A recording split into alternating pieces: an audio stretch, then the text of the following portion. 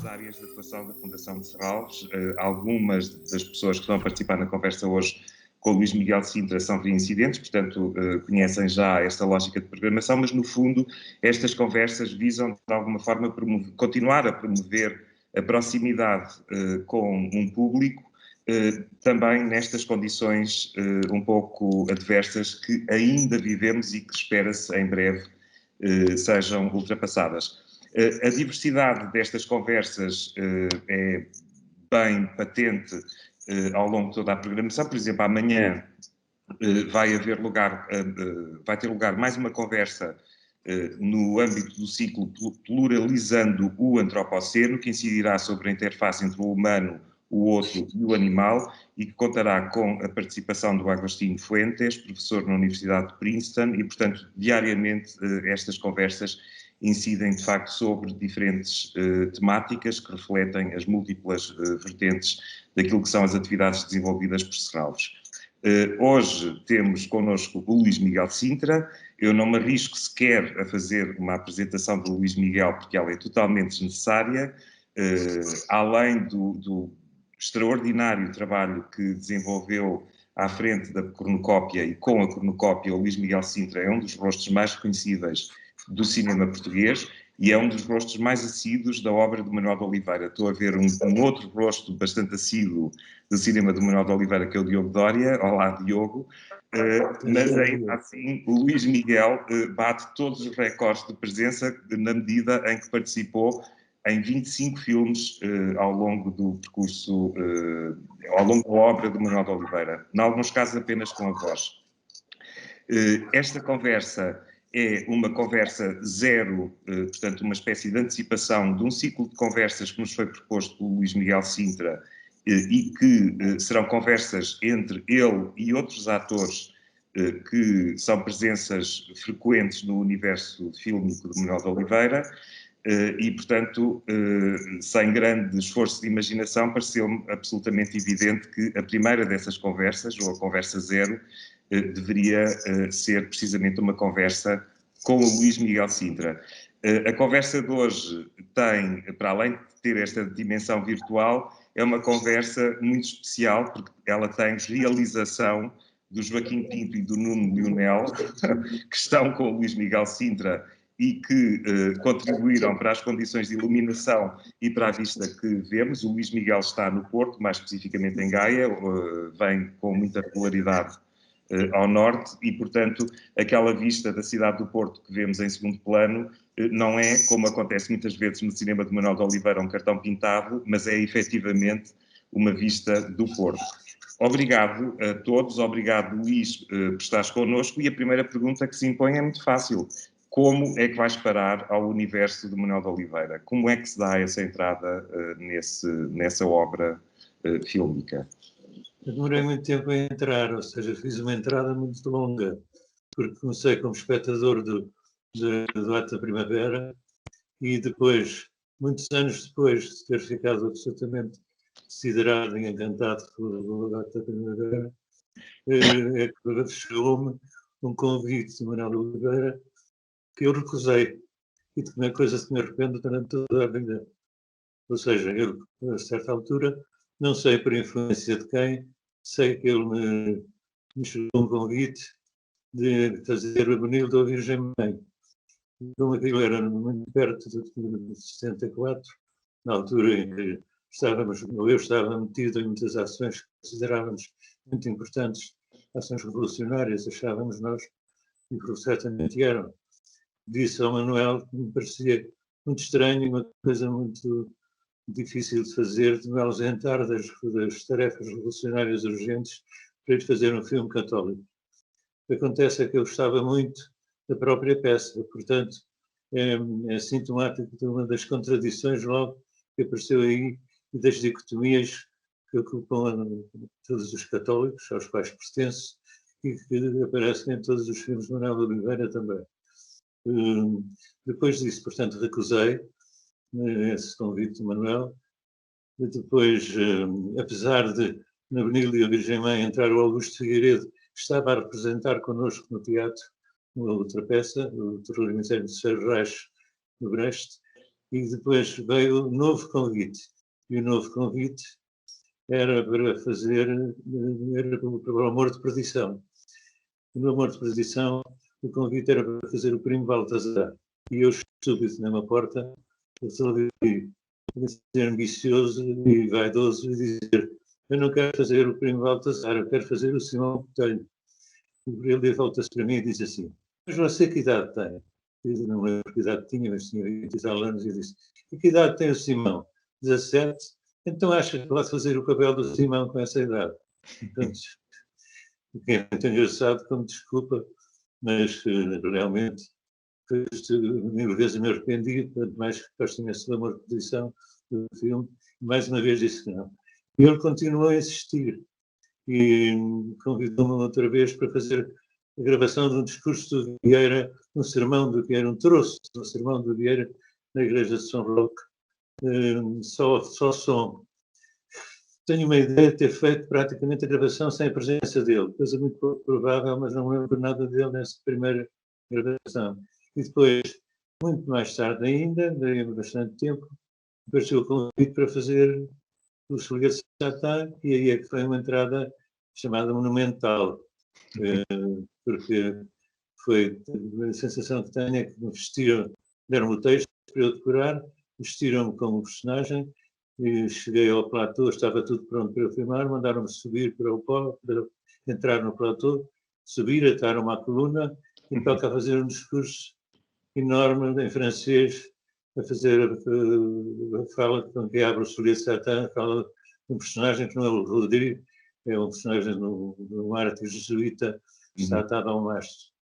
E pronto, foi esse princípio. Esse princípio para mim foi inolvidável, porque tudo um aparato enorme, estava o barco falso no meio da Tobis contado, a figuração já toda colocada nos seus lugares, a quantidade de freiras mortas e frades, e os que iriam no barco quando aquilo se passava, e de repente o Manuel de Oliveira cumprimentou-me e disse: podemos filmar, pode subir. Começaram a experimentar, atar o barco, fazer o próprio movimento do barco, e depois digo: então faça. E começou a filmar.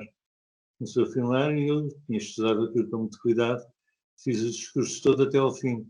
E quando acabou o take, quando acabei o discurso, acabou o take, ele saltou para cima do platô e veio-me dar um abraço enorme e disse: muito obrigado, muito obrigado.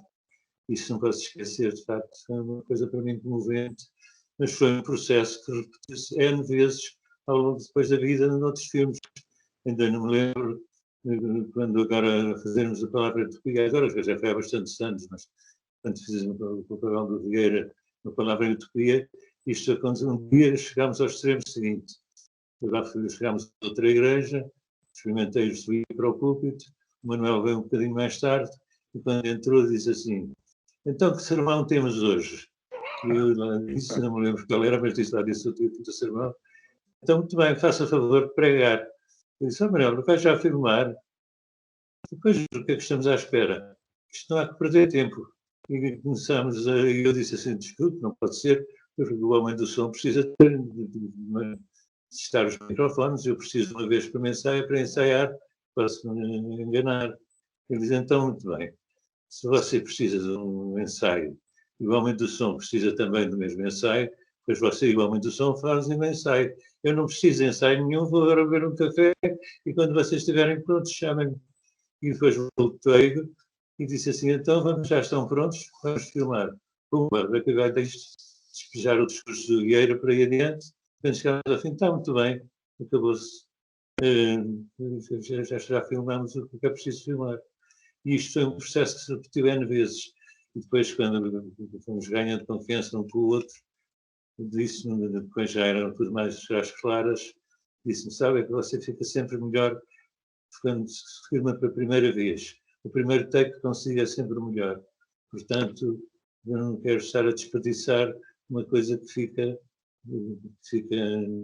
para si no seu ensaio. Portanto, para mim é o contacto com a própria representação que você me vai oferecer. Já respondi à tua pergunta. Respondeste à minha pergunta e vou-te fazer outra pergunta, que é, vamos ver algumas dessas sequências, nomeadamente do Zulia de Satã e do Palavra e Utopia, com a tua participação, além de outras participações em filmes do Oliveira? Sim, sim. Então, vamos a isso. Onde é que está?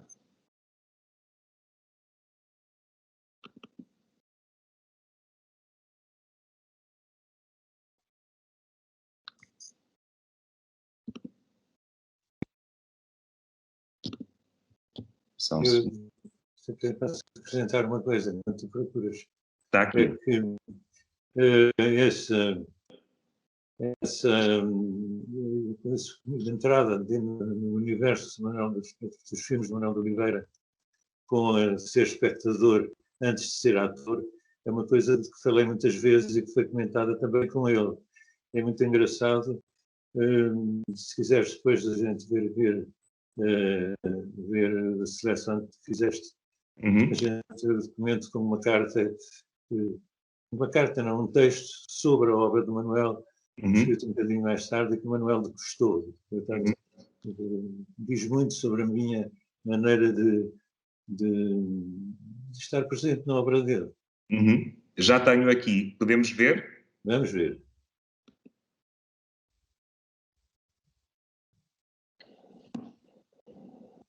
Mais c'est lui qui va parler. Écoutez bien, ne toussez pas et essayez de comprendre un peu. C'est ce que vous ne comprendrez pas qui est le plus beau. C'est ce qui est le plus long qui est le plus intéressant. Et c'est ce que vous ne trouverez pas amusant qui est le plus drôle.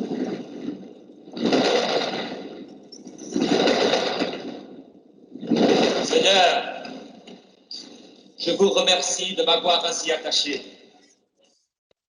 Et parfois, il m'est arrivé de trouver vos commandements pénibles. Et ma volonté en présence de votre règle, perplexe, rétive. Mais aujourd'hui, il n'y a pas moyen d'être plus attaché à vous que je ne le suis. Mon Dieu, je vous supplie pour mon fils Rodrigue. Je n'ai pas d'autre enfant, oh mon Dieu. Et lui sait bien qu'il n'aura pas d'autre frère. Vous le voyez qui d'abord s'était engagé sur mes pas, sous l'étendard qui porte votre monogramme. Et maintenant, sans doute parce qu'il a quitté votre noviciat, il se figure qu'il vous tourne le dos.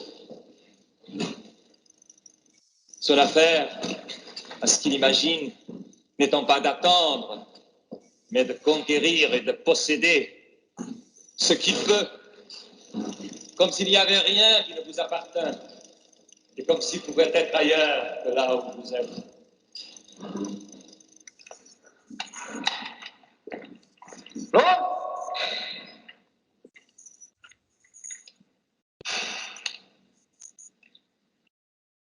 Motor.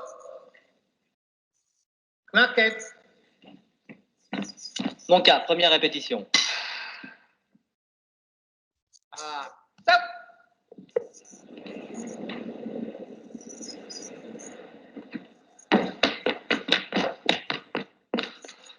Mesdames et messieurs, vous devez être surpris de l'entrée que je viens de faire et vous avez raison, tout à fait raison, car je ne fais pas partie de la pièce. Vous êtes vraiment Méphistophélès. Je vous en prie. Arrêtez.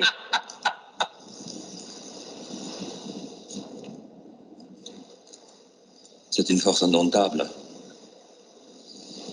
Pardon, Hélène. Je me jette à vos pieds.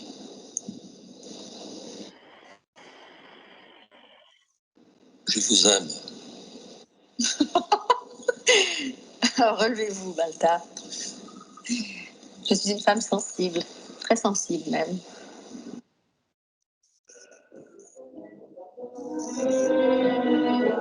Ah, ma mère, comme elle sent.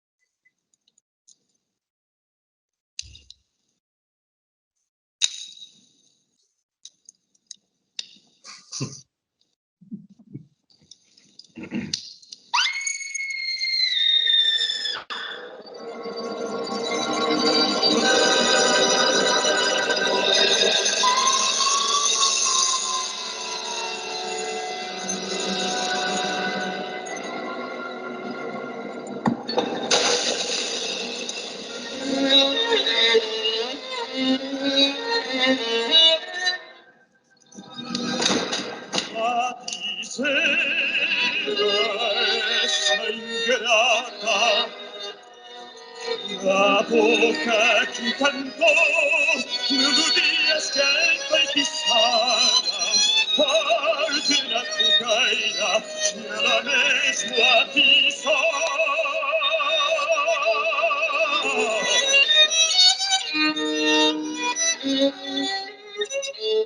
Mas olha, minha querida, esta história é muito comprida, passou-se há milhares e milhares de anos e depois a mãe conta, está bem? Está bem, mas tenho que contar tudo. Sim, claro que conto, com certeza. Quem vai agora contar uma história à menina sou eu. Mas uma história mais recente, já do tempo de Napoleão. Sabes quem foi Napoleão? Napoleão, minha menina, foi um general famoso pelo seu gênio militar. Veio aqui com as tropas francesas para expulsar os ingleses que tinham invadido o Egito.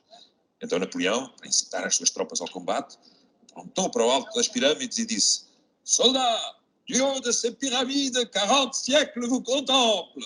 Foi assim. Foi exatamente assim como este senhor está a dizer. Posso apresentar-me? Chamo-me Luís Miguel. E quando ouvi esta vozinha a falar a minha língua, não resisti e tive conversa. Eu sei quem é. É ator. Eu já o vi representar várias vezes em Lisboa. Eu é que sou uma admiradora sua. Diga, uma admiradora minha, isso é que eu nunca podia esperar. Ora, é assim, porque não? Não é um desconhecido. Agora tenho o gosto de apresentar o nosso querido Luís Miguel Sintra, que nos vai recitar parte de uma poesia de um heterónimo de Fernando Pessoa, Alberto Queiro. Eis o nosso grande Luís Miguel Sintra.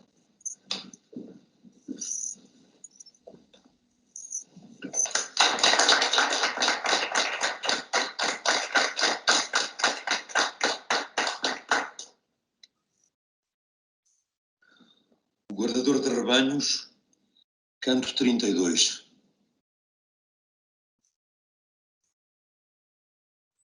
Ontem à tarde um homem das cidades falava à porta da estalagem. Falava comigo também. Falava da justiça e da luta para haver justiça, e dos operários que sofrem, e do trabalho constante, e dos que têm fome, e dos ricos que só têm costas para isso. Olha-me Deus, que desgraça. Cássio! Tudo isto por causa da minha caixa. A merda da caixa! Mas é por sua causa. Ouviu? Por sua causa. Só por sua causa. Seu velho nojento. Fica-me sem a caixa. Morre o homem.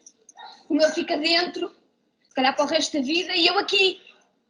Trabalhar como uma burra, não é? Oh, minha filha. Minha filha.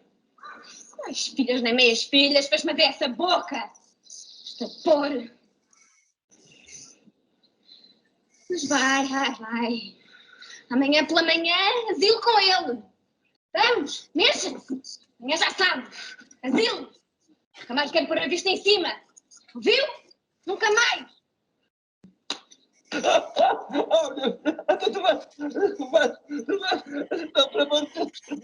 Larga-me.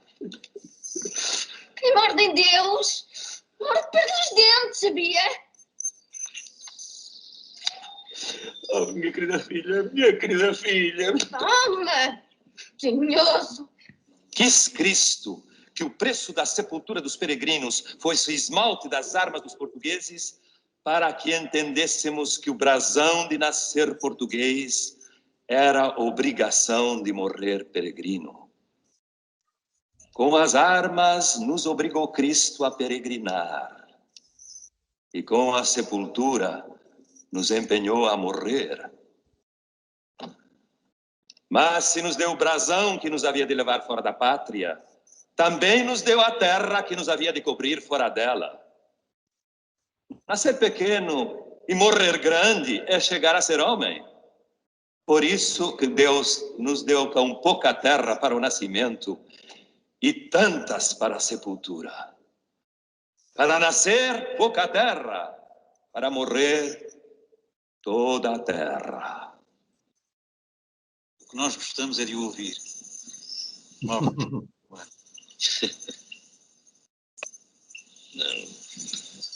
No fundo, o que eu vos queria fazer sentir é que, quanto a mim, as conquistas territoriais, ao fim e ao cabo, pouco valem. Ou seja, as conquistas, o domínio das terras, submetendo os povos à força do seu poder, não é o que verdadeiramente conta. Podem valer por um momento ou por uma época, em benefício de quem usufrui o poder, mas não é isso que fica em favor da humanidade. E então o que é que fica para a humanidade, meu Alferes? O que se dá, não o que se tira.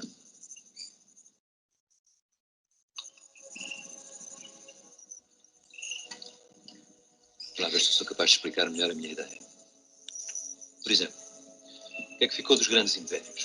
O que é que ficou do Império Grego, do Império Romano? Ficaram apenas ruínas. Sim, quanto ao que era Império, diluiu-se, evaporou-se através dos tempos. Ficaram apenas ruínas. Sombras. Ficaram sombras.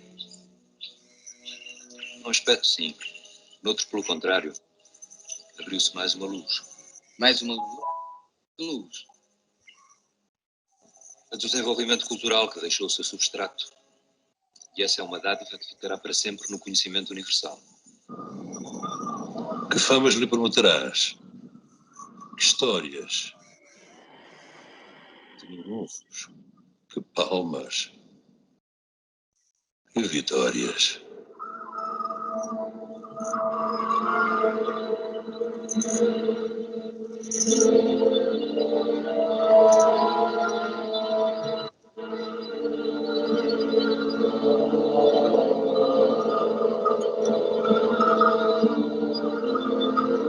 Que vitórias?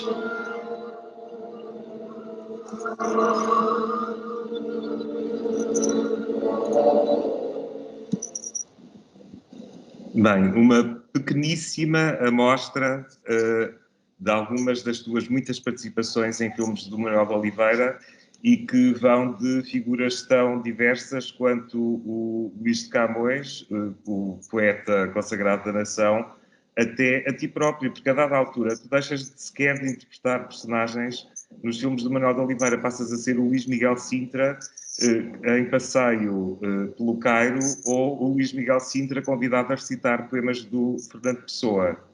Posso a ser, não, foi sempre desde o princípio. Então, não tive nenhum duplo. E foste sempre desde o princípio o Luís Miguel Sintra nos filmes do Manuel de Oliveira? Sim, acho que, aliás, eu tenho dito desde o princípio, há muito tempo que digo que Manuel de Oliveira não se interessava pelos personagens, pela ficção, interessava-se era por as pessoas que punha em frente da câmara. E muitas vezes escrever isso. Aliás, gostava de escrever. Uma vez pediram para fazer um artigo sobre ele, e eu escrevi um texto que se chamava Sobre Manuel de Oliveira, cineasta exemplar, e já falava disso. E sei que esse texto, o Manuel gostou imenso do texto. E eu vou-vos ler o que já dizia nessa altura. Aí está já da forma mais clara. O primeiro filme seu que vi foi o Ato da Primavera. E aí está já de forma mais clara aquilo de que passados anos, tantos anos, por mais gostar nos seus filmes. Aí entendi que ainda hoje julgo ser a natureza profunda do seu trabalho, uma espécie de documentário. Esperem aí para pôr os óculos.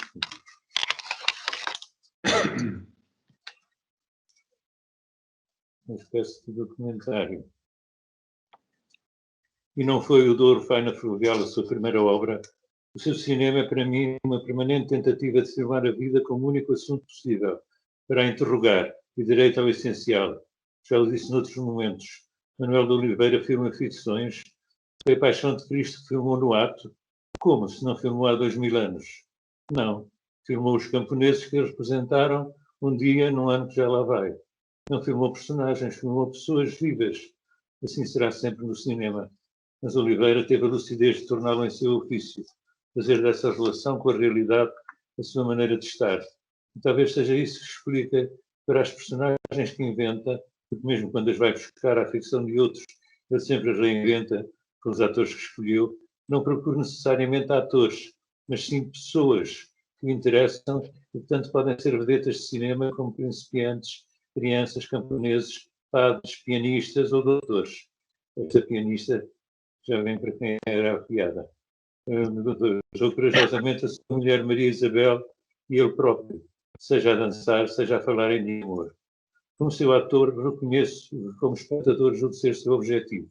Quando filme essa matéria humana, tentar perceber o que é isso de estar vivo, perceber para além da matéria dos corpos que a alma nos move, se é que isso existe. A melhor maneira de eu entender que ter um ser humano que interpreta um papel, que finja em vão, que deixa de ser quem é. Eu sei, e Oliveira sabe com certeza melhor do que eu, tanto que até com isso brincou no filme falado, quando me pôs no Egito a fazer de mim próprio. E por mais personagens que me desse, nunca deixei de ser eu quando estive diante da sua câmara em todos esses papéis. E aí, nesses momentos de fragilidade, de perigo, de exposição, até talvez mais eu do que na minha vida cotidiana. E assim com toda a gente. A sua cruel capacidade de nos filmar, seres humanos, pessoas, é para mim a sua maior virtude. Isto, eu sei que ele gostou muito disto, porque depois escreveu mandei-lhe o texto antes de ser publicado, e ele, pedindo que ele dissesse a sua opinião, e ele diz assim: Caro Luís Miguel Sintra, já me conhecia há imenso tempo, mas ainda escreve Luís Miguel Sintra, tudo completo. Podia ser só Caro Luís Miguel, não, Luís Miguel Sintra. Comovido pela leitura do seu excelente texto, não só o achei de descoberta na compreensão dos meus filmes, como lhes senti que põe a nu o mais recôndito da sua expressão. Posso mesmo dizer que é o espectador é o espectador de todos que completa qualquer filme que o toque. Só achei excessiva a primeira frase do último capítulo. É um gigante. Obrigado por tanta compreensão. Seu velho amigo e muito admirador, Manuel de Oliveira, em 2008. Mas isto, portanto, eu tive uma grande alegria quando ele respondeu esta resposta, porque sempre tive esta ideia de que o que lhe interessava era ver como os atores se desenvencilhavam das ficções que lhes eram dados representar, muito mais do que estar a ver uma verosimilhança dos personagens. Depois disso, claro, tem imensas histórias. Uma delas é a história da palavra utopia, no que se refere à interpretação do Vieira, porque com a ideia de misturar três personagens, tinha que se pôr três atores para fazer a mesma personagem. Havia o Lima Duarte que falava brasileiro, e eu que falava português, e o Ricardo Trepa que falava português também. Portanto, tínhamos que unificar. Isso deu um grande desencontro entre mim e o Lima Duarte, porque ele pediu ao Lima Duarte que nos ensinasse o sotaque brasileiro que ia utilizar para fazer o Vieira. E o Lima disse-lhe que sim, mas depois, na prática, o Lima não foi para isso. Voltou-se para nós e disse assim: isto não é muito fácil, muito simples, meninos, muito simples. Pregador é pregador, não tem problema nenhum. Pregador é pregador, está muito bem, muito bem. Ora, isto achei uma sacanice superior. Da parte do meu colega, uma coisa que não se faz, sobretudo num terreno de grande lealdade, que era o ambiente em que ocorriam as filmagens. E, portanto, eu tenho uma grande família em que me insiro dos atores de Manuel de Oliveira, e tenho de facto essa noção de que é uma grande família. Há esse ponto negro que infelizmente não faz ter uma fraternidade em relação ao Lima Duarte. Pode ser o ator que quiserem, mas de facto não merece muito respeito por causa disso. Mas tiveste desafios gigantescos nas tuas colaborações com o Manuel de Oliveira. Já falaste de um deles, desde logo o Solia de Satã, de evitar aquele texto do Claudel ao longo de tantas horas e de tantas... Era completamente inconsciente. Enquanto fui fazer o filme, não tinha noção da dificuldade que aquilo representava. Fui fazendo, e era tão presumido, e tão convencido de mim próprio, que a certa altura disse que foi uma filmagem que durou meses. Eu disse: agora são as minhas férias. Durante o mês de setembro tenho que ir para as minhas férias. O Manuel de Oliveira e o Paulo Branco não queriam acreditar que eu, sendo um ator principiante, fizesse parar os estúdios e filmagem para ter que ir para férias. Depois ninguém me convenceu a fazer o contrário. E fui para férias e eles ficaram à minha espera. Eu era maluco, ou então completamente inconsciente. Aliás, quando foi engraçada a resposta que ele me deu antes disso, quando eu disse que queria fazer, quando eu disse em relação a uma reposição, querias fazer o Simão Botelho, não queria fazer o Primo Baltazar. Porque, eu já contei. Ele disse, pôs-me no sítio e ninguém me tirou dali. Eu não podia fazer o Simão porque não tinha idade suficiente, era já muito velho para fazer de Simão Botelho. Ora, mais um sintoma de que eu era presumidíssimo e convencidíssimo naquela altura. Me arrumou ali em 2 tempos. Mas essa questão das férias provavelmente a seguir teve consequências, por exemplo, num filme falado, porque já me confidenciaste essa situação em que de repente tu apareces de facto no Cairo enquanto tu próprio para simplesmente fazer um pequeno diálogo com a Leonor Silveira e com aquela criança que faz o papel de filha da professora de História e pouco mais. Queres falar sobre isso? É o momento, é a sequência que mais gosto de todas as que filmei em todos os filmes. É essa sequência em que apareço a apresentar uma Leonor em frente às pirâmides do Cairo. É engraçado, porque é só aquele plano. Não, depois outra sequência, mas que é um interior. Se poderia ter feito noutro país qualquer, é o interior do hotel. Mas nesta sequência em frente às pirâmides, aqui podia ser uma imagem projetada por trás de nós.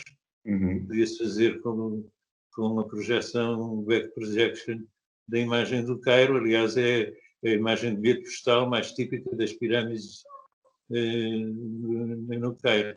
Portanto, eu tinha a sensação que tinha ido ao Cairo muito mais para me darem uma oportunidade de ir ver o Cairo, nunca tinha ido e onde gostava muito de ir, do que ir filmar a cena.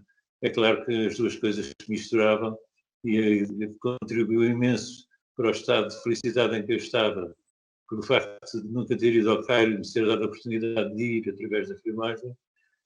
Essa felicidade coincidia com a felicidade de estar a fazer de mim próprio no filme, de estar a dizer eu sou este fulano de tal, como se as pessoas não soubessem. Portanto, mas nessa altura eu já pertencia, digamos, a essa ideia de família. Aliás, quando se houve a festa aí de Serralves do 100º aniversário de Oliveira, fui encarregado, depois de uma preparação dos festejos, ter sido tumultuosa, mas fui encarregado de fazer o discurso em nome das pessoas que tinham trabalhado com ele. E aquilo que fiquei muito, e que foi essa ideia de sensação de família, foi engraçado quando há bocado mostraste aquela sequência dos soldados no nome, aparece o Diogo, aparece o Luís Lucas, aparece o Miguel Guilherme. Eu tinha a sensação de estar a ver os meus irmãos, como se fosse a família que aparecia outra vez. E, em muitos dos casos, essa família coincidiu com pessoas que eram minhas amigas na vida fora do cinema, que é o caso desses todos que foram escolhidos para ser os soldados com quem eu estou a conversar e que têm mais voz no Mas já agora é engraçado ler o que disse no discurso que foi escrito por mim, que disse aqui em Serralves, que falava dessa ideia de família, que me era muito grata, e que eu estava a falar em nome de todos os colaboradores. Dizia assim, o discurso era dirigido a eu, e então digo, naquelas imagens, para afinal, todos os seus filmes, Manuel, para além de qualquer ficção, e como exercício da fantasia, seu sal da vida, o senhor sempre põe a jogar com a realidade na sua forma tão única de pensar, ficámos todos nós filmados naqueles momentos de jogo mais ou menos sério que o senhor nos fez viver, e neste caso assim também. É de muitos momentos como esse que se foi fazendo o seu cinema, da vida dos seus atores. O que para mim hoje conta mais e é indissociável da alegria, em tantos casos, ter podido participar na sua obra, é justamente a memória desses momentos de felicidade ou de tensão, em qualquer caso, profunda exaltação, que cada filme significou, tanto para os que foram filmados, como para quem os filmou ou ajudou a filmar. E são já tantos, tanta gente e há tanto tempo, cujo nome o senhor inscreveu no genérico dos seus filmes, Depois gostava mais de lhe dizer, em nome dessa gente, e sobretudo daqueles a quem se chama atores, é quanto para nós significa ter-nos dado esses momentos de vida e ter-os transformado em comunicação com o mundo. É quanto lhe agradecemos termos participado na sua obra, porque ela nos fez viver mais. Não há melancolia que possa esconder esta alegria. A sua obra dá muito mais sentido à vida de muita gente. Depois continuo com coisas importantes, que é assim, nunca na rodagem dos seus filmes senti qualquer noção de hierarquia. Há atores que são vedetas, há principiantes, há quem não seja ator e há evidentemente personagens, mas há sobretudo pessoas que julgo que o senhor sabe que só valem porque são. E é por isso que nunca ninguém vai mal, mesmo quando não sabe representar. Creio que esse ir bem ou mal não é conceito que entre no seu cinema. Mas, apesar de haver essa família, e de facto há uma enorme coesão no que tem a ver com o grupo de atores que, de uma forma muito recorrente, para não dizer sistemática, trabalhou ao longo dos anos com o Manuel de Oliveira, de vez em quando há a visita de primas afastadas, como, por exemplo, a Catherine Deneuve no convento, com quem contracenas naquela cena. Então a Catherine não volta a aparecer depois para casa? Volta a Sim, aparecer? sim, volta a aparecer. Mas, entrou na família. Mas entra na família só 2 vezes, portanto há aí, apesar de tudo, uma certa disparidade ou desproporção em relação a outras presenças, como é o teu caso, ou do Diogo Dória, da Leonor Silveira ou do Ricardo Trepa. Mas aquela cena do convento é um momento muito particular, de contracena entre ti e a Catherine Deneuve, porque tudo aquilo foi, ou melhor, aquela situação daquele riso acontece de uma forma imprevista e ela acontece precisamente como uma provocação à Catherine Deneuve. Realmente estas filmagens foram umas filmagens muito tumultuosas e desagradáveis, porque parte de uma decisão muito importante do Manuel de nos misturar, a mim e a Leonor, com pessoas que não eram atores, por exemplo, o João Benar, ou a brasileira que fazia também uma outra das personagens, e 2 vedetas internacionais, que era o caso de Malkovich e da Deneuve. E o Oliveira, aliás, confessou uma vez que tinha querido, com esse convite aos estrangeiros, não só experimentarem a introdução de pessoas que eram conhecidas por outro cinema diferente do dele, na sua linguagem cinematográfica, mas também de nos pôr à prova, a mim e a Leonor, que seríamos à altura de contracenar com os atores, com as vedetas internacionais. E eu dizia-me assim, eu gostaria que vocês ganhassem. O que é muito engraçado e muito amigo da parte dele. Mas depois também foi nesse filme, também do lado deles, o Malkovich e a Catherine Deneuve estavam muito pouco à vontade, porque não percebiam o que é que lhes era pedido. Ficavam muito surpreendidos de ser pedido tão pouco. Realmente é muito esquisito a pessoa ir para um filme e pensar que só o que nos pedem é que eu exista, não nos pedem mais nada. Pedem que eu seja o que sou, o que exista e que faça a minha contribuição na direção de atores dele é feita pela expectativa e pela escolha das pessoas, não tanto por indicações que desse, a não ser coisas muito técnicas, muitas vezes são apenas formas de provocar um mal-estar, de resulte numa revelação de qualquer coisa menos evidente na personalidade do próprio ator. Muitas vezes eu senti que eram pôr-me à prova as barbas, tudo o que era artificial a que tinha de estar sujeito. Barbas postiças, muitas no Sul Satã, a perna postiça também, o cabelo pintado de preto no convento, me ficava horrível e que detestava usar, que só foi conseguido por ele, depois muita ordem mesmo, disse assim, eu quero preto, mas não é isso.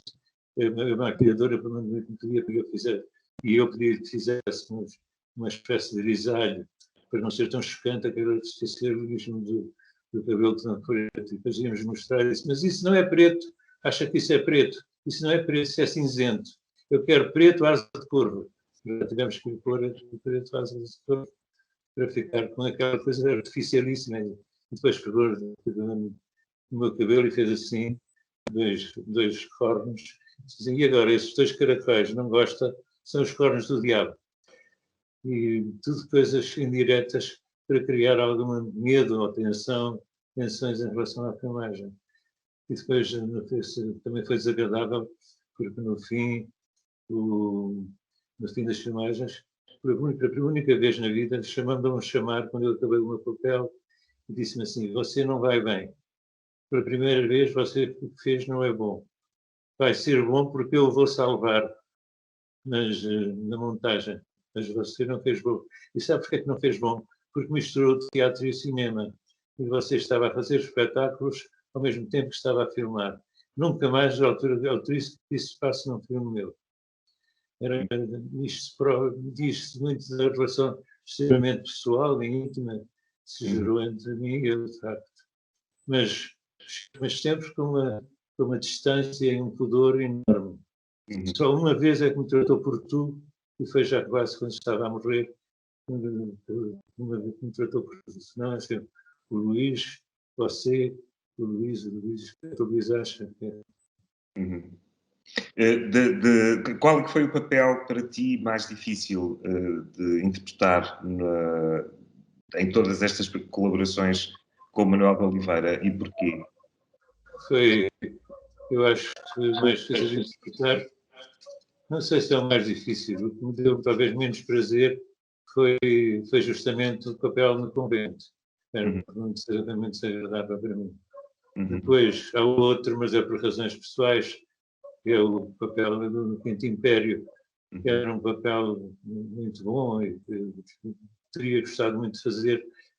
Quase não tenho recordação daquelas filmagens esquisitíssimas, mas realmente eu tinha a minha mãe a morrer e tinha que dividir-me entre as filmagens em Tomar e em Lisboa, ir ver o estado em que a minha mãe estava e, portanto, não estou a 100% dentro do filme. Aliás, tenho pena porque foi talvez uma das vezes em que o Ricardo fez uma contribuição melhor como ator e um papel muito grande.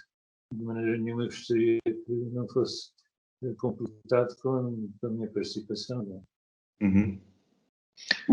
Filmaste, para além de teres feito imenso teatro, filmaste com inúmeros realizadores portugueses e não portugueses, a ponto de seres, de facto, um dos rostos mais reconhecíveis, não direi do novo cinema português, mas pelo menos de muito do cinema português que se fez depois dos anos 70.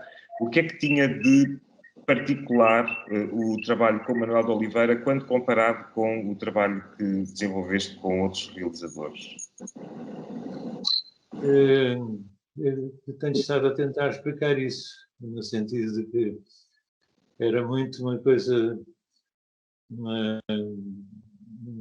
uma colaboração com ele, entrar no universo que eu admirava profundamente e continuo a admirar, digamos, na seu universo artístico, o seu pensamento.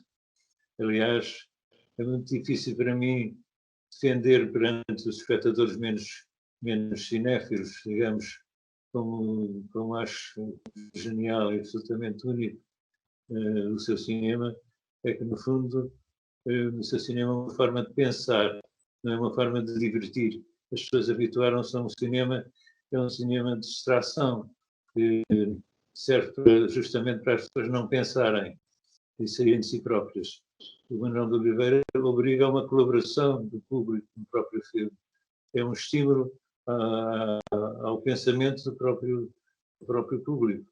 Aliás, eu já disse isto milhares de vezes, mas acho engraçado voltar a dizer. E muitas vezes pediu ele e os outros atores para olhar para a câmara durante os takes. Ora, isto é uma coisa que qualquer aluno de uma escola de teatro de cinema diz que aprende que é proibido no cinema, não se olha para a câmara, porque se destrói a ilusão de que se está a ver uma outra situação que não é uma situação imaginária. Ora, justamente para romper essa ilusão, é que ele nos mandava olhar para a câmara. E disse-me assim, sabe, isto, você está a olhar para a câmara, eu tenho que imaginar que está a olhar para os espectadores que estarão a ver o filme na sala, quando o filme for projetado. Porque o momento de essência do filme é o momento da projeção aos espectadores. É aí que se completa o filme. Isto, para mim, foi uma coisa importantíssima, porque tive a noção como aquele homem encarava o cinema, além de uma forma de pensar, uma forma de comunicar com os outros e, em última análise, uma forma de intervenção política, de intervenção na sociedade. Portanto, ele pensava no público. Aliás, como muito bem verificava isso em relação à arte, porque acho que todos os artistas deviam pensar, de facto, no público com quem estão a falar, a quem se estão a dirigir. Portanto, a arte é também um fenómeno de comunicação, coisa que às vezes é muito difícil de fazer entender, por exemplo, a alguns jovens atores mais ansiosos de exprimirem a sua personalidade, não só no cinema, no teatro e nas outras artes, do que propriamente entrarem num jogo de sentido com os futuros espectadores. Uhum. Se calhar podemos abrir desde já a conversa à participação do público que está a acompanhar a conversa. Não sei se alguém quer desde já colocar alguma questão ou intervir de alguma forma, participar nesta conversa. Enquanto aguardamos isso mesmo, eu sei, Luís, que tens mais textos teus ou cartas trocadas com o Manuel de Oliveira que gostarias de partilhar connosco. Falaste-me disso. Há uma coisa que eu gostava de tornar público, que é a carta que ele me escreveu quando eu lhe escrevi uma carta a dizer que tinha sido detectado que eu tinha a doença de Parkinson. E que é uma carta extremamente divertida, cheia de humor, e que revela o afeto que existia.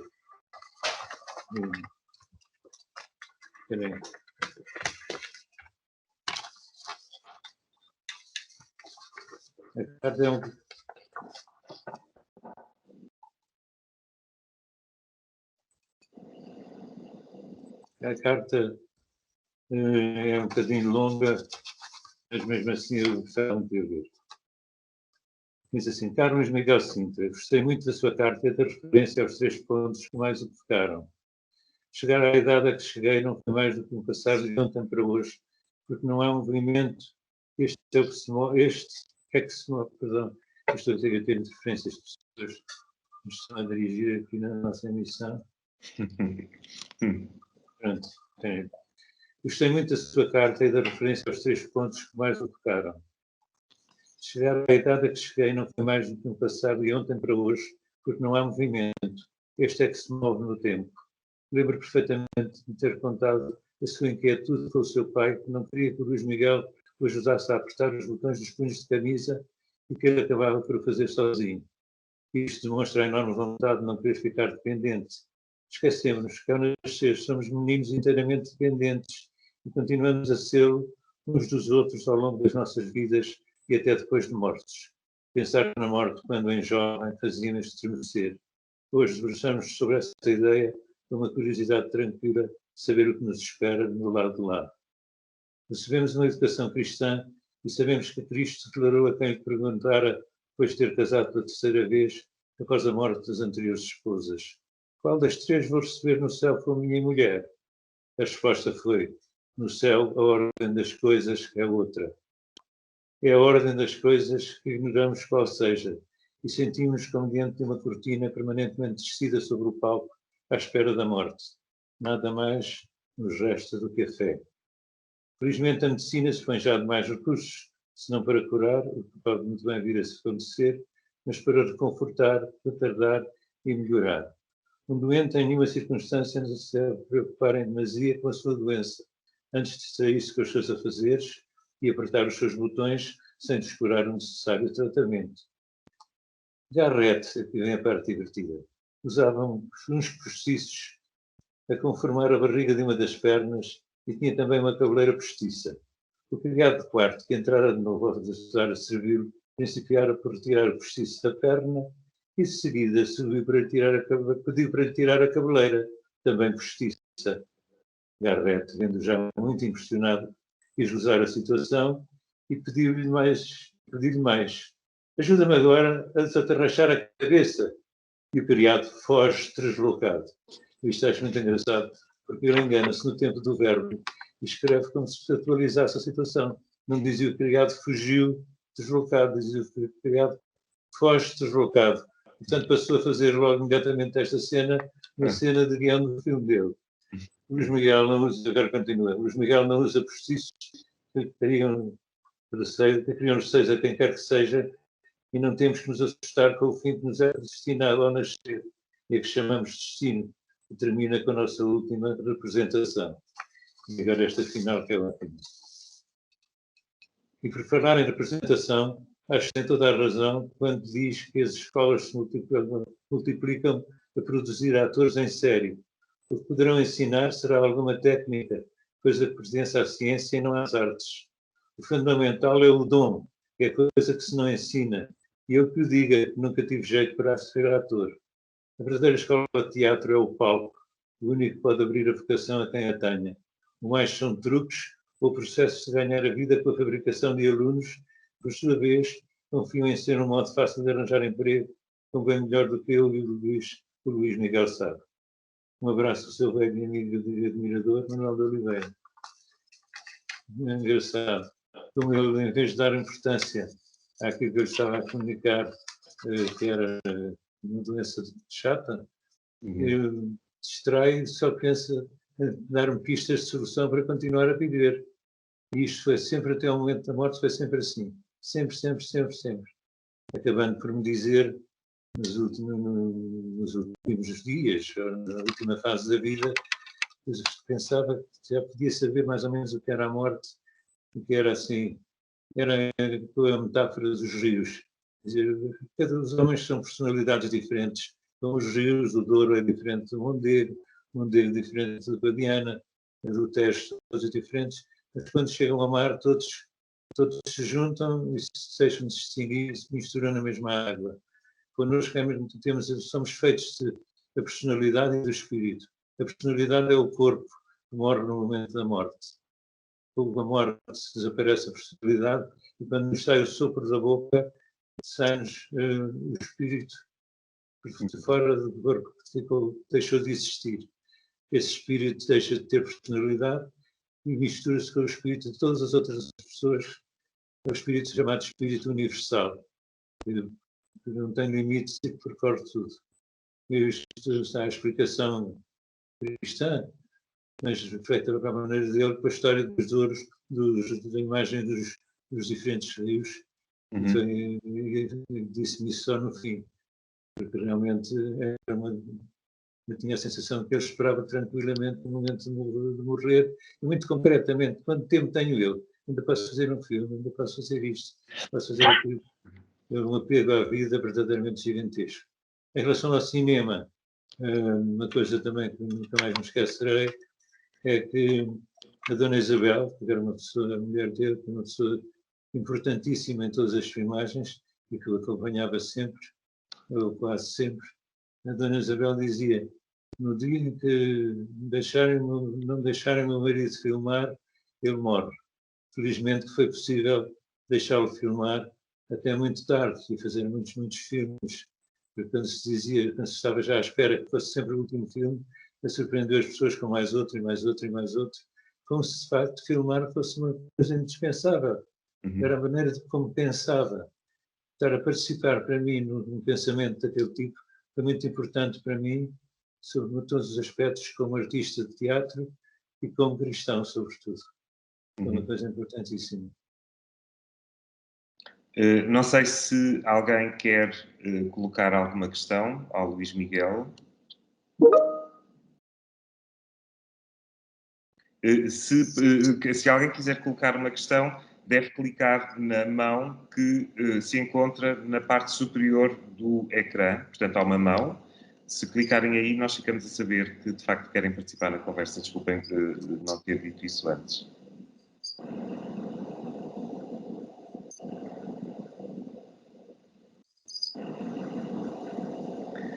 Para já, ainda não.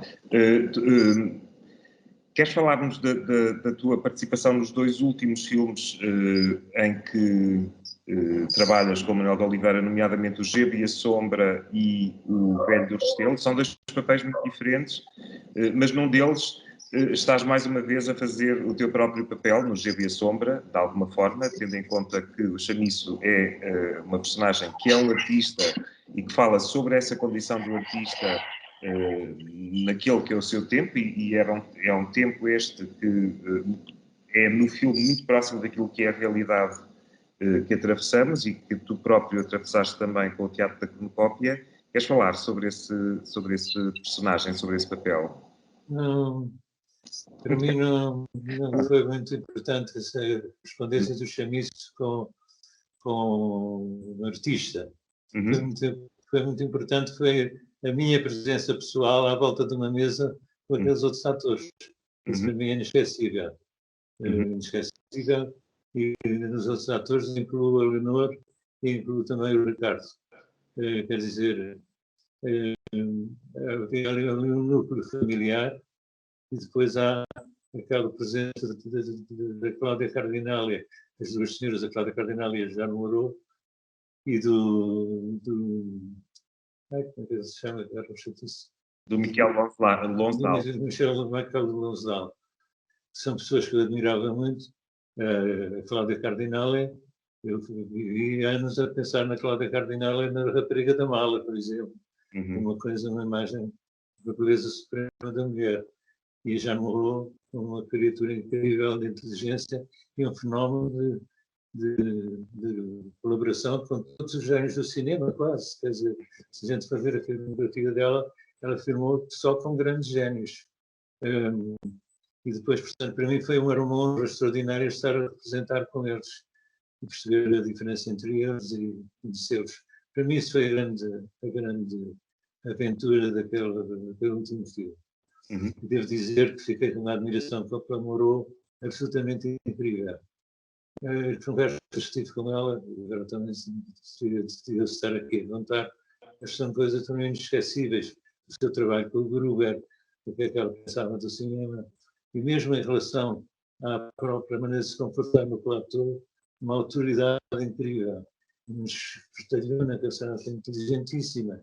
Ela tive a noção, de facto, de estar perante uma daquelas atrizes ou ator que são autores tanto como o próprio realizador.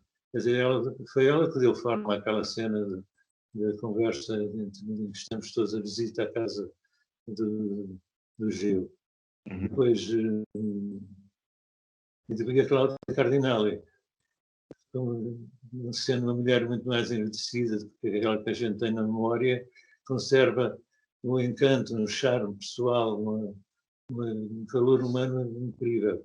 E era muito engraçado eu estar ali a fazer uma cena com ela, quando me lembro ainda de cá numa vez eu e o Diogo estávamos, não sei, portanto, cena em que a propósito de filme, é que estávamos em Cannes, mas estávamos a propósito de um dos filmes, e vimos passar no Cláudia Cardinália, e o Diogo disse assim, mas vou lá falar com ela, eu tenho que falar com ela é a mulher mais bonita do mundo, eu vou lá falar. E eu disse, Diogo, mas vem comigo, vamos, não vamos? E depois o Diogo foi mesmo falar com ela e eu perguntei, então, mas o que é que eu disseste? Disse o Zé de la Fama, lá para o BR do mundo. Vinha contentíssimo, ela rodeada de pessoas, e depois era esse mesmo aura que ela tinha, vinha comprovar depois, quando fomos à conferência de imprensa em Veneza, e com uns montões de jornalistas que estavam muito mais interessados nela do que em mim, e do Gonçalo, coitado, ficávamos assim um bocadinho mais para trás. Mas com ela ia muito mal arranjada. Obviamente não tinha pedido ir ao cabeleireiro, ou não tinha o fato pronto para ir, ou qualquer coisa do género, e portanto não lhe interessava muito ser fotografada por aqueles montões de fotógrafos que estavam à espera no fotopolo. Então o que é que ela fez? Meteu-se, saltou do estrado em que estávamos, e meteu-se no meio dos fotógrafos a dizer, meu querido, como é que estás? E tu, olha, anda cá, deixa-me dar-te um beijo. E assim, conhecia os fotógrafos todos, e portanto, metendo-se dentro deles, impedia que a fotografassem, deixava de estar exposta para fazer a fotografia, e assim torpediou tudo, para ver o género de temperamento dela. E depois, enquanto era proibido em Itália fumar nos restaurantes e nos locais públicos, ela fumava em toda a parte. chegava ao restaurante e fumava à vontade, ninguém ousava dizer nada. E era assim uma personalidade transbordante, muito simpática, cantadora.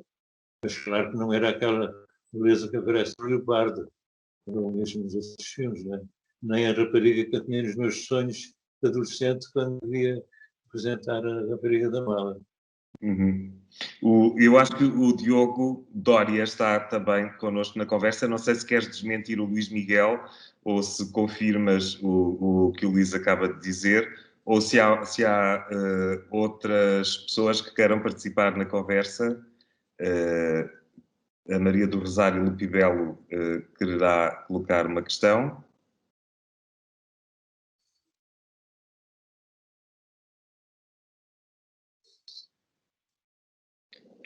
Tem que ativar o microfone, Maria do Rosário. Sim, acho que já está, não? Sim, olá. Sim. Olá António, Olá. boa tarde.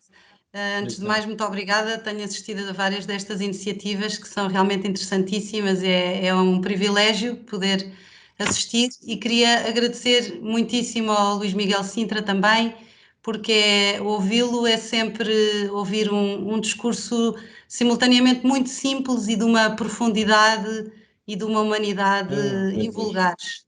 E isso é muito tocante. Eu queria perguntar-lhe, porque quando explicou que a única vez em que o Manuel de Oliveira lhe disse que não tinha corrido bem a sua atuação e fez esse reparo dizendo que ali não estava em causa o teatro, não é? Era cinema. Como é que interpreta isso?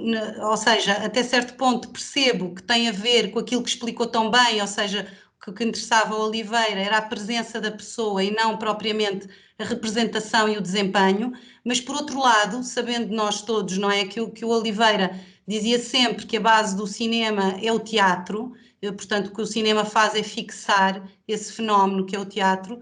Como é que interpreta isto? Quer dizer, se pode desenvolver um pouquinho mais esta ideia, por favor. É o seguinte, representar também, nós somos de carne e osso, portanto, gera-se um ambiente, um determinado ambiente psicológico o trabalho que estamos a fazer. E no teatro isso ocupa também a nossa personalidade. Portanto, eu estava, digamos, de personalidade dividida entre o espetáculo que estava a fazer à noite e as filmagens que estava a fazer de dia. Portanto, digamos, não me adaptava à atmosfera que se estava a viver, até porque não vivia coisas como jantar com o resto da equipa, como viver ao pequeno almoço, coisas que eram muito importantes e que se repetiam sempre que a gente estava fora de Lisboa, ou fora do sítio em que estávamos a trabalhar. Portanto, só meter metade de mim para o Oliveira provocava muitos ciúmes, e era verdade, tinha razão para provocar, porque eu também levava a parte de representação de teatro muito a sério. Portanto, só me tinha meio gás. Portanto, e essa questão também do ambiente que se gerava em torno das filmagens foi sempre muito importante e criou um determinado resultado depois que se vê no ecrã.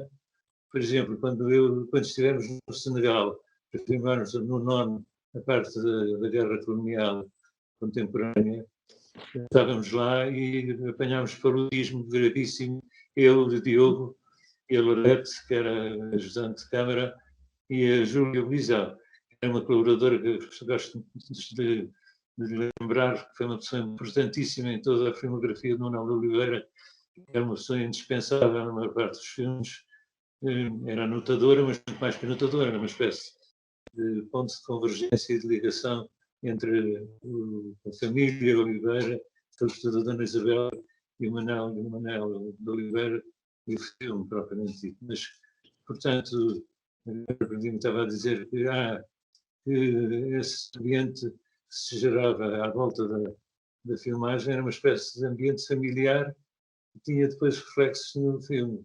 E, portanto, tanto que, quando eu ia contar a história do Senegal, já sei.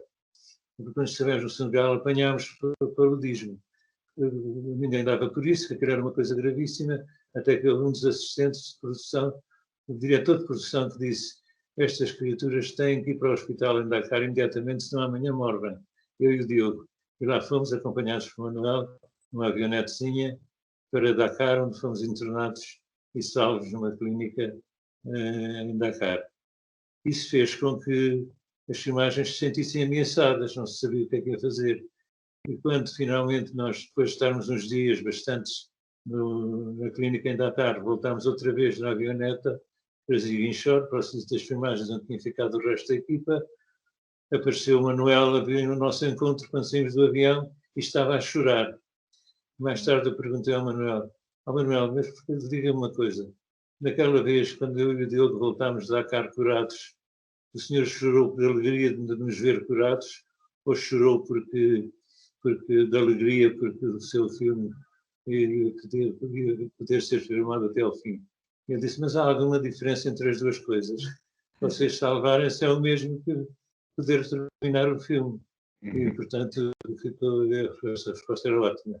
E depois a cena como ele solucionou tudo que não se filmou enquanto a gente esteve doentes, é aquela cena muito nostálgica dos soldados a cear ao fim do dia e ter assim, um momento íntimo e melancólico de todos.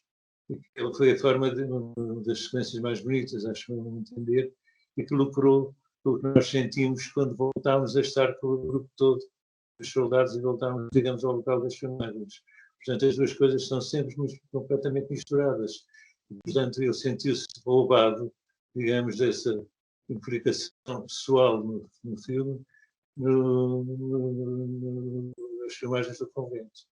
É uma explicação muito comprida, mas... Muito obrigada. Não sei se há mais alguém que queira participar, portanto recordo que é preciso clicar na mão que se encontra em cima, Anabela Moutinho. Anabela, tens que ativar o microfone.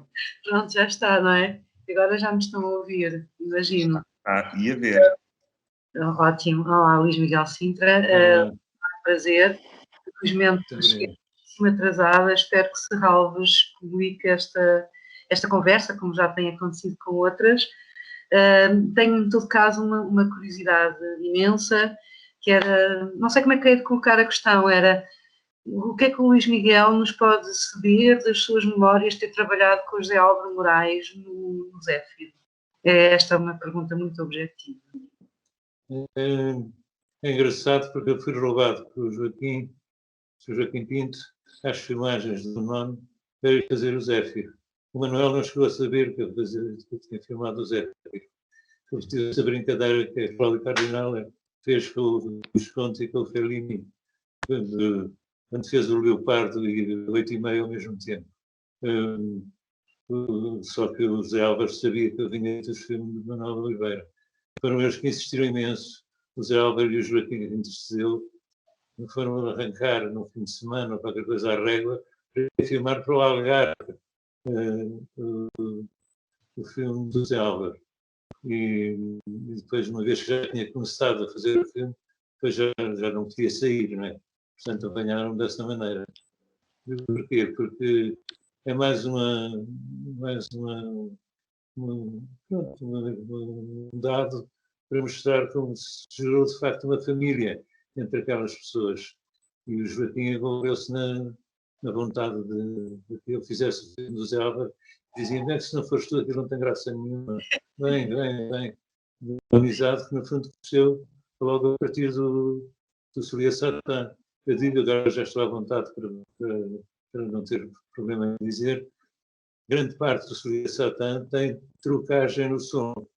Eu faço muita vista porque consigo fazer aqueles planos em francês durante um quarto de hora, sem enganos, mas eu, quando filmei, tive alguns enganos bastante, tropeços de língua, troca de palavras, coisas assim. E o Joaquim remendou o filme todo, às vezes sílaba a sílaba, para que não houvesse tropeços. Portanto, eu tenho um enorme reconhecimento porque foi ele que conseguiu que eu tivesse a aparência de ter feito uma dicção impecável em francês, com versos tão difíceis do princípio até ao fim durante aquelas horas de filmagem. Obrigada. Obrigado, Anabela. Não sei se há mais alguma questão. Aparentemente não há. Luís, esta é a conversa número 0 de uma série de conversas que tu próprio vais conduzir em Serralves, na Casa do Cinema Manuel de Oliveira, a partir do momento em que possamos fazê-lo, espera-se que em breve. Portanto, é uma ideia que parte de ti, que nos foi proposta por ti e que nós acolhemos calorosa e entusiasticamente. E, como tal, queres antecipar um pouco acerca disso que serão essas conversas que acontecerão? É uma quantidade enorme de pessoas que seria preciso chamar. E não tenho a ilusão de poder chamar, por exemplo, algumas das vedetas estrangeiras. Alguns já morreram, infelizmente, mas estrangeiras e outras pessoas muito importantes. Por exemplo, tenho muita pena de não se poder fazer uma conversa com o Rui Furtado. O Rui Furtado, que é um ator que as pessoas já não mais novas já não conheceram, é um grande ator. E o Manuel Oliveira muitas vezes me disse: você e o Rui nunca podem ir mal, porque você e o Rui representam sempre vocês próprios. Vocês não representam personagem nenhum, são vocês, os personagens é que ficam iguais a vocês. E o que tem graça, quando a gente sabe que o Rui morreu durante as filmagens da Divina Comédia, e portanto, e que ele, Oliveira, foi substituir o Rui, maquilhando-se de maneira a ficar parecido, em princípio, ficar parecido com o Rui Furtado. Mas, por exemplo, o Rui Furtado tem uma sequência admirável no Amor de Perdição, tem aquela cara horrível que ficou na memória de toda a gente, para quem viu o filme. E, de facto, era um grande ator.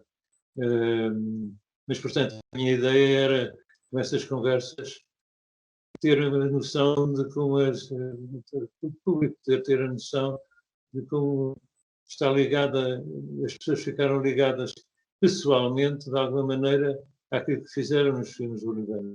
Há uma enorme família, para mim, na minha cabeça, há uma enorme família. Evidentemente, há alguns dos portugueses que estão na primeira fila. É o caso os casos que tu nomeaste, o Diogo, a Leonor e o Ricardo. Estes eu sinto quase como se fossem meus irmãos através dos filmes do Manuel de Oliveira. E muito em especial o Ricardo, porque acho que o Ricardo tinha uma posição muito ingrata, sendo neto do Manuel, e o Manuel visitando uma tão grande esperança de ator nele e dando trabalhos tão difíceis. E quando vejo, assim, na Angélica, a fazer do avô, o personagem do avô, acho que é completamente verossímil. É um trabalho muito bonito de identificação, digamos, com o escultor que o fez como ator dos seus próprios filmes.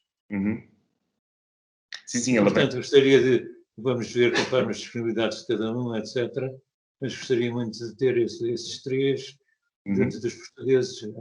Gostaria que a própria Júlia também entre em questões em papéis secundários, se prestasse a contar-nos coisas, e são tantas de recordações. Gostaria muito da Leonor Balbar, que também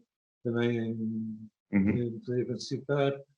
Enfim, agora, e sobretudo a Isabel Ruth. Então, a Isabel Ruth, que eu considero de facto uma grandíssima atriz, formidável, que é deslumbrante em praticamente tudo o que faz. Eu gostava muito que ela tem participações muito breves, mas duas inesquecíveis, pelo menos nos filmes do Manuel, que é a Ritinha no Vala Brão, que acho uma criação incrível, e a outro personagem maravilhoso que é na Caixa, quando ela faz a mulher que está a vender termossos, e onde canta também, coisa que ela faz muito bem. E, portanto, gostava, enfim, de poder conversar com estas pessoas e o público ter a oportunidade de as conhecer, porque o Oliveira também quis que as conhecêssemos. Sim, nós estamos ansiosos por poder iniciar esse ciclo de conversas e, portanto, convido-os a todos a estarem atentos à programação da Casa do Cinema Manuel de Oliveira e da Fundação de Serralves para não perderem estas conversas que serão conduzidas pelo Luís Miguel Sintra e acompanhado por muitos dos atores que participaram em muitos dos filmes do Manuel de Oliveira. Não sei, Luís, se para concluir queres acrescentar mais alguma coisa a esta nossa conversa 0? Não sei, eu não tenho encomendado nenhuma coisa, nenhum assunto especial, acho. Com certeza, quando me encontrar com as pessoas e estiver a conversar com elas, muitas outras histórias vão de aparecer e muitas haverá a dizer da relação do Manuel com os seus atores. Muito obrigado, Luís, por este fim de tarde magnífico que nos proporcionaste hoje. Muito obrigado a todos. Convido-os a continuarem a acompanhar as conversas com Serralves, desde logo. Desculpa interromper-te, ainda gostava de dizer uma coisa. É o meu apego à cidade do Porto e por isso que é a cidade de Manuel de Oliveira. Por isso quis fazer aqui na minha casa de Gaia o fundo verdadeiro da vista sobre o Porto que tenho, de fazer a conversa. Eu nunca mais me esqueço de uma viagem à volta do Porto. Uma vez o Manuel me convidou a fazer, meteu-me no carro e eu com ele a guiar, deu uma volta a ver do Porto, onde terminou na casa onde foram feitas as memórias e as recordações, na casa da... Sim, exatamente. Pediu para abrirem, para me fazer visitar também a casa, uma vez que eu não estava, nunca tinha estado lá dentro. E também me foi mostrar a janela onde a Teresa se desfez do Simão, no convento, e outros locais assim que estão ligados à própria cidade. E, portanto, para mim estar aqui não é só por causa do Manuel, também por causa de outras histórias com outras pessoas, mas é uma cidade onde gosto imenso de estar e onde me sinto muito bem. Eu sei disso, e é um prazer receber tão assiduamente as tuas visitas ao Porto e poder encontrar-te com tanta frequência. Em relação a essa imagem que se viu de plano de fundo, eu volto a agradecer a participação do Joaquim Pinto e do Nuno Léo, que, no fundo, asseguraram esse magnífico fundo, que não é, como disse no início, um telão pintado, como tantas vezes acontece na obra de Manuel de Oliveira. Agradeço novamente, Luís, vamos encontrar-nos em breve. Convido todos a continuar a acompanhar as conversas com Serralves. Amanhã, o ciclo Pluralizando o Antropoceno, que incidirá sobre a interface humano-outro-animal, com o Agostinho Fuentes, professor na Universidade de Princeton, e nós voltamos para a semana com mais conversas em torno de questões ligadas ao cinema. Muito obrigado a todos, até breve. Obrigado, Luís. Obrigado. Obrigado.